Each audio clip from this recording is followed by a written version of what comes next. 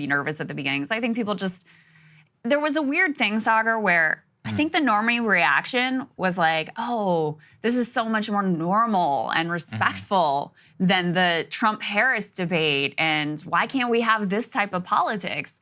But then on the other hand, when you look at the polling of how Trump's polling versus how every just sort of like standard issue, more normal Republican is polling in the Senate races, he's doing better than they are. So it's like, you know, people profess that they would rather have this more sort of like normal, more boring exchange, but then what they actually vote for and find appealing, like on some level, they also want the show. So there's some internal contradictions going on there. That is a very astute and correct observation. I actually said that. I was like, you know, watching that, somebody like me, I'm educated, I, you know, come from an upper middle class family. I look at that, I'm like, wow, that actually seems very attractive. You got somebody who's like decently high IQ, who can articulate a position that these people allegedly want. You have Tim Walz, seems like a nice enough guy. I don't see anything particularly wrong with that. But then you ask Republican voters what they love most about Trump, and it's the circus. Like, let's all just be honest about what's happening here and about what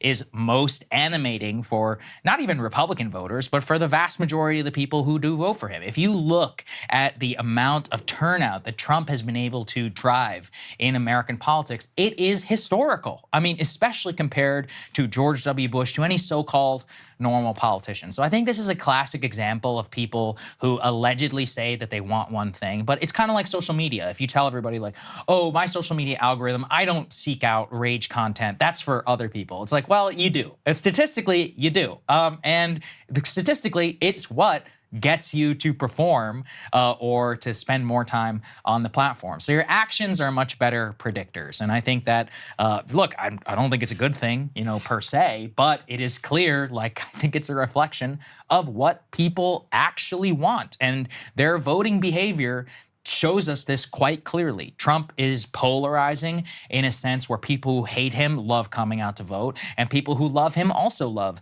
to come out to vote. And that's why 2020 was one of the highest voter turnouts in modern American history. So I think the truth is that everybody who professes wanting to return to this, there was another thing I also saw, which is some teenagers who came of age during Trump. This is purely anecdotal, but I saw, you know, some analysis floating around there. They're like, oh, Mom, Dad, that was so boring. And yeah, it was boring, you know, in a traditional sense. I guess the Rorschach test is like, what do you prefer? Do you want a boring politics or not? There's pluses and minuses, I think, to both sides. But it does tell me about Trump's power. And you can see that in all of the neck-to-neck polling. For all of his downsides, he is just the most singular candidate in modern history. And he's changed everything about the way that we look at the presidency. I mean, in some ways, this is like Trump's central insight, is that even though people may say, like, oh, I liked the J.D. Vance, like the respectful tone of the debate, and I want the decorum and whatever, they also can't resist the show. And I don't put myself above this either. No, like, everyone's the same. Was it more fun to talk about the, you know, like, insane cats and dogs debate? What, did I have more to say about that? Did we, like, you know, did we have more energy around that and probably do a lot more blocks on it? Yeah, we did, because it was more interesting. Even though, obviously, the content of the policy ideas that were articulated by Walz and J.D. Vance are important, although, you know, they're the vice president, so how important are they? Also in the gray, that plays into it as well. But Trump has this view of the world that all attention is good attention. All controversy is good. Like, no publicity is bad publicity. That's his view of the world. Now, I think sometimes he takes that too far. Like, for example, the Haitian pets thing he thought was good for him. It was not good for him, right? There are ways you can go too far with that. But that was kind of his central insight into American politics, is that, no, you people profess that you want the decorum, you want the norms, you want the, like, niceties and the civil discourse, but you don't. You don't. You want the messy show, and that's what I'm going to give you. And, you know, that's been one of the kind of defining characteristics of the Trump era. And to your point about the teenagers, like, for young people today, that's all they know of American politics, is it just being this messy, outrageous reality show. And it's the bar also becomes higher and higher for what is even going to grab people's attention and have that shock value, because we're also becoming so inured to like constant shock value in our politics that things don't rate in the same way. But I just go back to, I don't know that Trump will win this election. He's certainly in a position to have a shot to do it. I do think he's probably a little bit behind right now in terms of the battleground states, but it's very difficult to say because it's so ultimately close. But if you look at the Republican Senate candidates, they are all underperforming Donald Trump. All of them, across the board, as far as I know.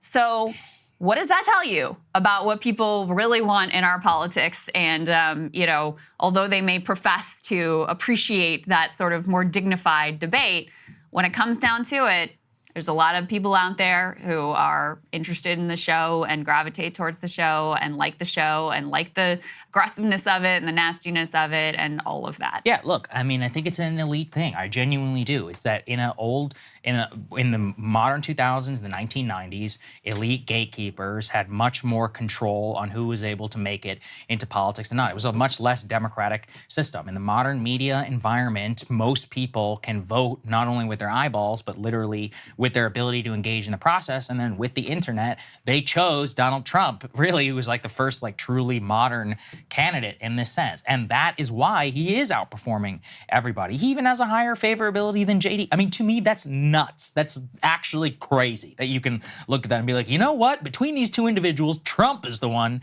that should be president. But I'm not dumb. I know that's the base circus instinct. It's a tame tale as old as time. You go back and you read about Rome and about what got the mob all jazzed up and why they wanted to who they eventually just started to back. And I think it does tell you something. At the same time, the caution is that circus and all that does ignite such passion in an equal number of the electorate that you do risk actually defeat at the ballot box. And so for this, we talked about that election moment. The Kamala Harris campaign immediately ended up cutting an ad about the JD answer on whether Trump won the election. C5, let's take a listen.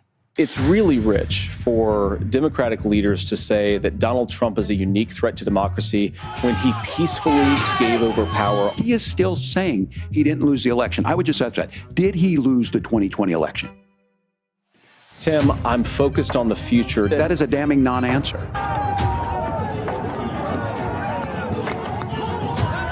America, I think you've got a really clear choice of who's going to honor that democracy and who's going to honor Donald Trump. So look, I mean, we knew at the moment that was going to be turned into it, and that's exactly what's happening. We see it all around. We see it all in the battleground states. If you look at the midterm elections, that was a major issue why Republicans underperformed. And I do think it remains a risk for Trump, especially because a lot of these constituencies who he's gaining with, like younger Latino or Black men, here's the truth. They don't vote statistically as much as seniors and upper middle class whites. Those people vote in droves. Now, I'm not saying that they won't vote. It's just a lot riskier to pace your electoral ambitions amongst non-voters or infrequent voters. You would always want to bank people who are like very civically engaged. And that is a message very geared towards them, the type of folks who will order their mail-in ballot, or the type of people we covered in Northern Virginia who will line up for a mile on day one of early voting just to make sure that they can bank their vote. So that's the risk. We'll see. Yeah, I mean, there's no doubt that was the moment that will be most remembered from this debate. Do I think it'll be electorally consequential? Not really, because I do feel like people feel about Donald Trump however they feel at this point. Being reminded of Stop the Steal, being reminded of January 6th isn't going to change any minds at this point. The people who are out there who are still undecided, I think, are more likely to be deciding on economic issues, bread and butter issues, potentially whether we're getting dragged into a war in the Middle East, those sorts of things. If the port strike ends up impacting the economy, some other unforeseen thing that happens between now and Election Day, I doubt that at this point that really moves the needle. To me, it's more of a warning sign for if this election is close, I don't think there's any doubt that Trump is going to try to pull the same thing again. And, J.D. Vance was put on this ticket with the assumption that he would stick with Donald Trump through all of those, election lies in a way that Mike Pence ultimately at the end of the day didn't. And so this was, I think, indication number one that he